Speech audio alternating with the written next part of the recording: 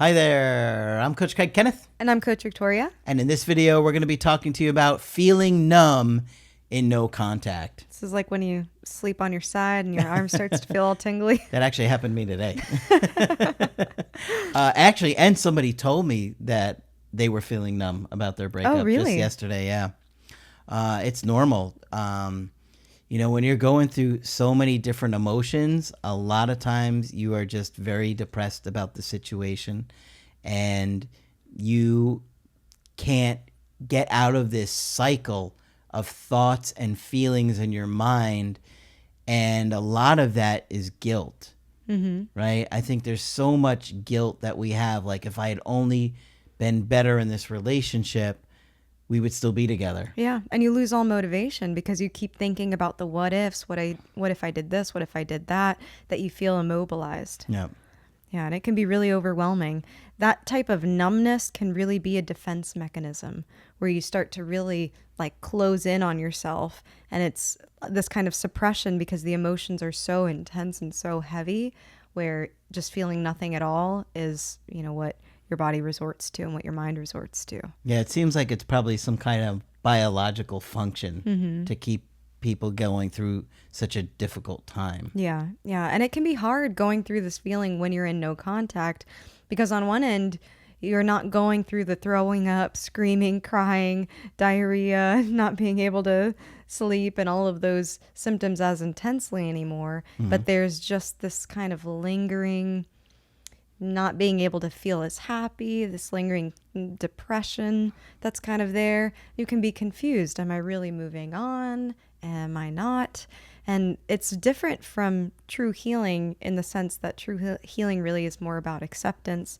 It's about integrating all of those feelings and emotions.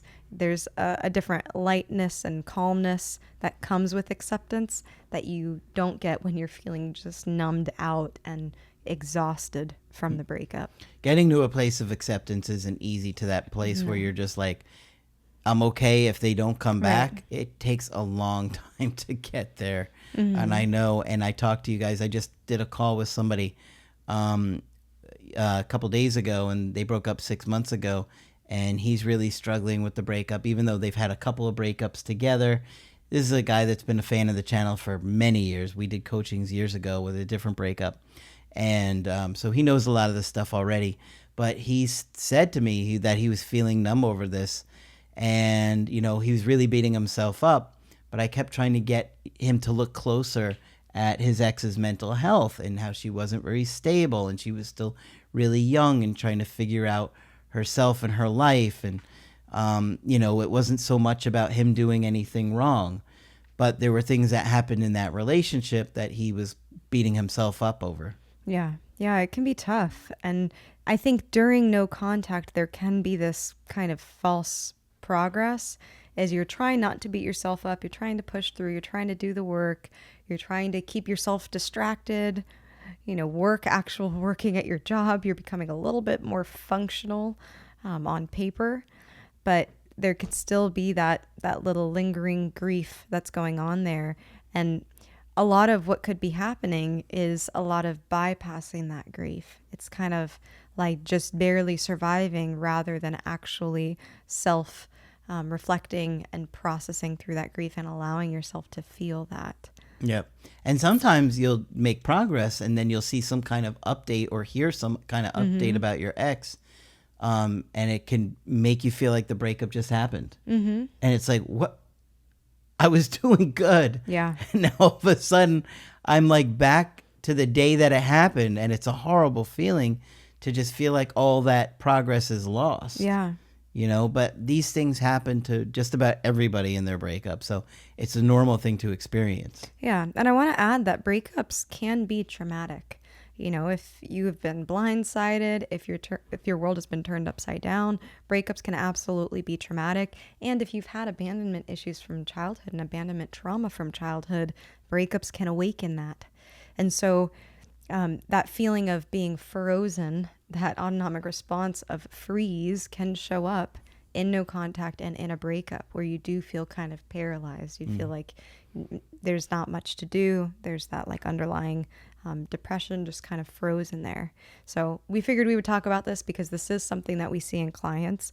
We also want to talk about how to work through it and how do you start to actually feel your feelings. You know, it's like a catchphrase, feel your feelings. So we want to talk about that a little bit and how to work through it. Yeah, you really want to process it. Putting words to it is so important. Margaret used to say, you have to talk about it. You have to put words to it all the time. That therapy works, but you got to put words to it. And that's, in fact, what kind of inspired the workbooks, the initial workbooks, is putting words to everything. And then, of course, we, started with the creative healing course, and that was even more reflective in all the exercises and the cartoons and the art therapy activities, because the more you process it, the better you're going to feel. It's not easy to work through it. But if you don't, you're going to find a lot of residual hurt and anger in the future. You may not trust people again. You may be traumatized and take that out on future partners. There are so many unhealthy things that we can wind up doing because of going through a traumatic breakup. Yeah, and I want to add, with putting words to it, putting words to what emotional state you're in and putting words to the emotions that you're feeling.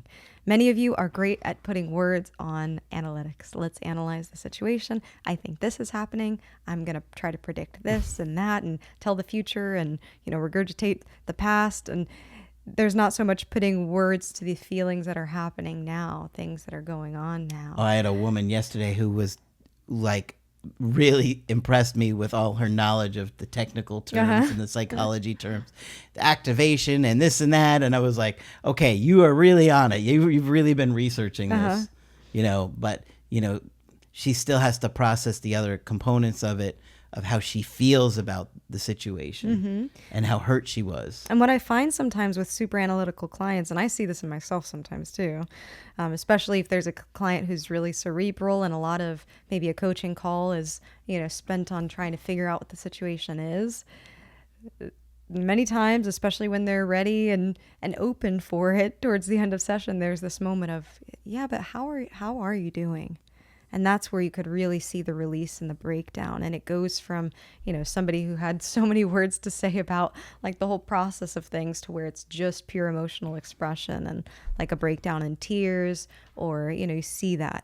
And I welcome that. I think that putting words to your emotions, but also just taking a moment to consider what feelings are going through your heart and mind in the moment is so important. And we miss that a lot. I think so much of us go through this experience where we've never had to deal with the emotions the way we did before, right? We never had something that was so traumatizing in our life. Now, there are many of you out there that have had very traumatic things happen. But with a breakup, one of the things that's so hard about it is that it feels ongoing because you are constantly wondering and obsessing if that person returns, right? Like if you got into a traumatic car accident, you kind of like know that it was in the past. Or if you lost someone that you love passed away, you know that they're not coming back. But with the breakup, what's so tough with it is the constantly sitting there wondering, are they going to come back? Does this little sign mean that they're going to come back? Does this little sign mean they're not going to come back? And so we get in this emotional state where it just feels like we can't concentrate on anything but this devastating feeling. And it becomes complicated. It becomes ambiguous. There's all of these what ifs. So it takes time to be able to process those emotions. And when you're feeling numb and not feeling like doing much, check in with yourself. How are you feeling? And that might start with, I don't know, that might start with, I can't tell, or nothing, or the feeling might be numbness itself. But that's a start, continually to check in to say, okay, well, what are the triggers for me today? Are there any triggers for me today? And the feeling might be numbness itself. But one exercise you can try is to sit in silence for a good 10, 15 minutes. You can set a timer. I use Insight Timer sometimes. It's a meditation app. I'm not sponsored, but it's nice. It has a little bell and it alerts you about the time. So it's not like the annoying Apple sound, which is painful. So set a timer. Jump scares you out of your It really transcendental does. meditation. Yeah, you won't be feeling numb after you hear that alarm, I'll tell you that. Shock. Shock and awe. Yeah. So set some time, 10, 15 minutes, and just be aware. Be aware of what thoughts flow. Be aware of what feelings flow in your body. I feel like a yoga teacher. But it's true. Being able to have that kind of awareness on what's going on in your mind and body is really important and can give you some insight into what's happening. There might be a lot of flowing in your stomach area. There might be.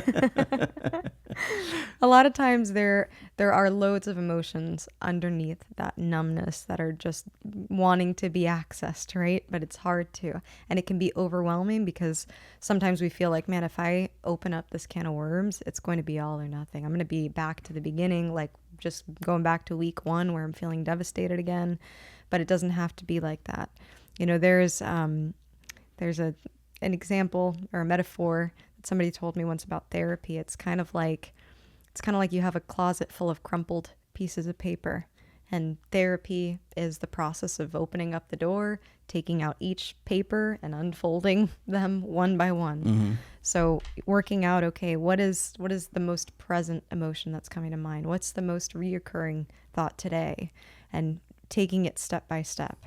You know, it's hard, but it's part of the process. Yep. And it is a slow process.